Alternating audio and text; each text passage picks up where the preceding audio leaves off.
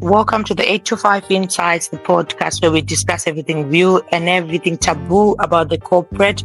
We also discuss strategies that shape the work world and business. Today, I'm your host, Sneo Vatakati, the Zulu Princess, and joining me today is the ever insightful D Chigwende, a legal practitioner who works in the city of Kwekwe in Zimbabwe.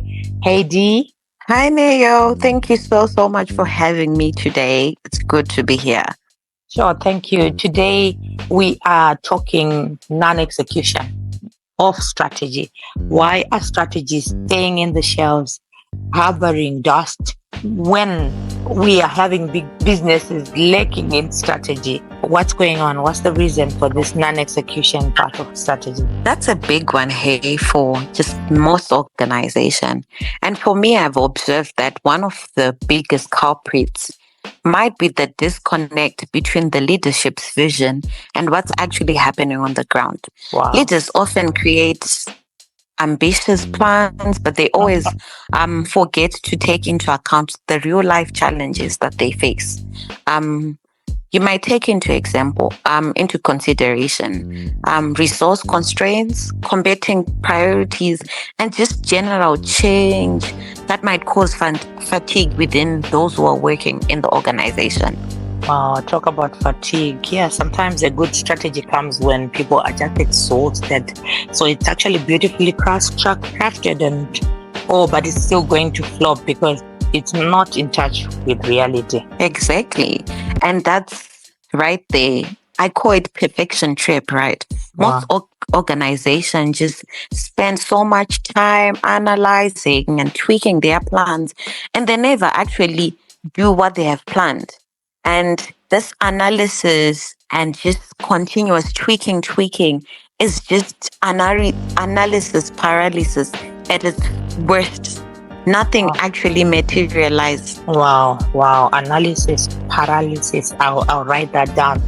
And I've seen when a company is stuck in endless planning, there is no accountability because there seems to be one friction point after the other, and there is no common friction point where we're saying, okay, there's a plan, there's a strategy that's coming here. Everything is changing, and who's going to do what at the end of the day? Absolutely. And if there's no one who's clearly responsible for driving this, whatever we have planned, the execution fizzles. When ownership is vague, teams tend to avoid initiative or just end up working in silos. And, finger pointing then replaces actual progress where, I say Neo was supposed to be responsible for A, and you say Michelle was responsible for A, and it just ends up, a repetitive cycle where we just say A and B were responsible, but we never actually progress. Yes, and we have a culture of risk evasion. It's born out of that, because when I say I'm taking responsibility for this and there's a new strategy that is coming in, even there are strategies that are coming in within other strategies, or there are strategies that are coming in when last year's strategy had not been exhausted and the workforce is exhausted. What do you think is the role of company culture when it comes to taking risks? I think that's a huge one, right? And I think risk evasion kills most of the best strategies. And if people are afraid of taking, are even afraid to fail, they will never start anything. And I think execution requires people to experiment. And I believe that most of the things that were done, the greatest things that were done on this earth, they were just out of pure experiment. So I think the role of the leaders, together with those who are under leaders, to just experiment and just go for it. If it doesn't happen to work out, it's fine. And leaders need to create a safe space for trial and error within these organizations. Wow, I like that. I think we've touched on the pain points.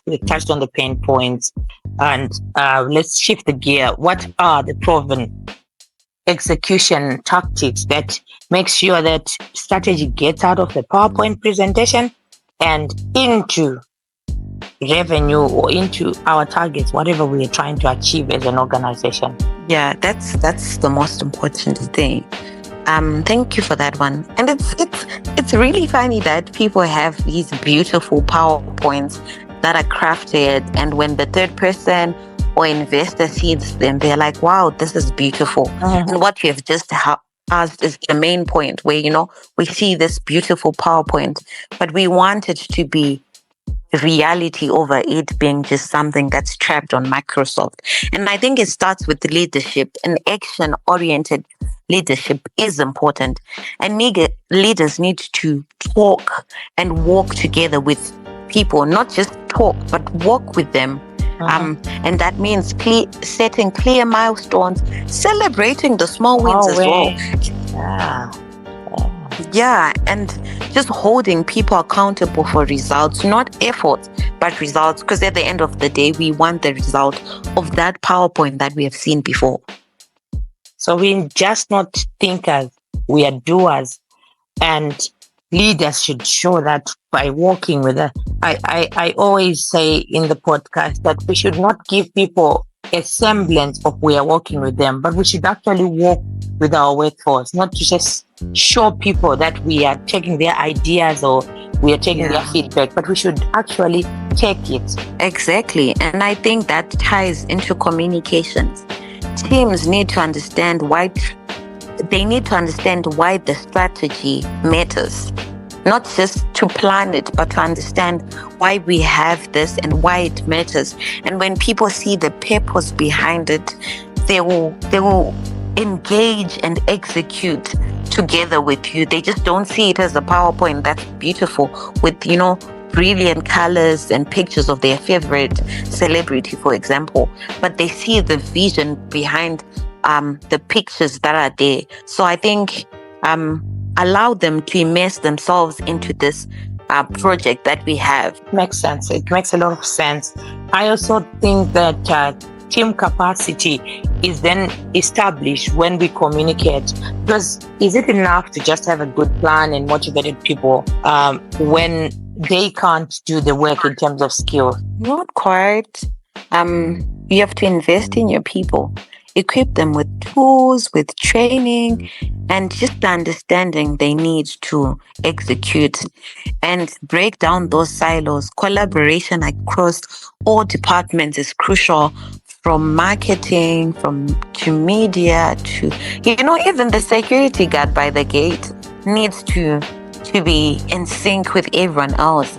And I think oftentimes we forget that when someone holds a diploma from college or degree or a master's, that's just head knowledge, and it needs to be coupled with a lot of training and just equipping those people with resources.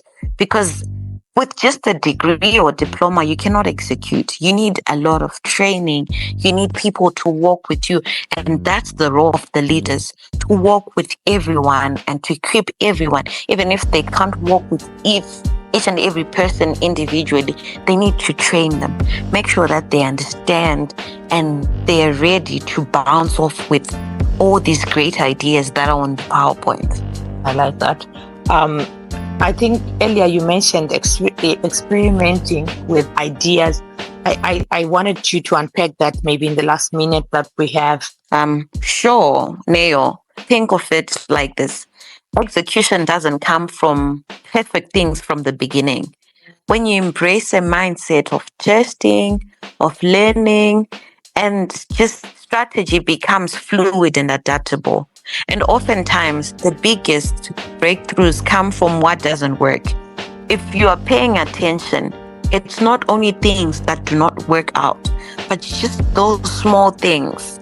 Just seeing that, if we combine A and B, we might not get exactly C, but it's a lookalike, and, our consumers might benefit from it. Oh, you're saying it's okay to stumble. It's okay to stumble. Yes, it is. Create a space where smart risks are taken and you create momentum from that. Such great insights today, Dee. For those listening, if you've got a strategy that's starting to collect dust, remember, execution isn't about just doing. It's about doing smarter, doing bolder with intention. That's absolutely true. And do not wait for perfect conditions. Start small, Learn fast and just build momentum as you go. Well said. And that wraps up today's episode of 8 to 5 Insights. If this conversation resonated with you, be sure to subscribe, follow us, especially on LinkedIn for more real-world strategies to help you thrive your professional journey. You can also check our website, www.neovatakati.com for more 8 to 5 Insights. It's been beautiful. Thank you and God bless.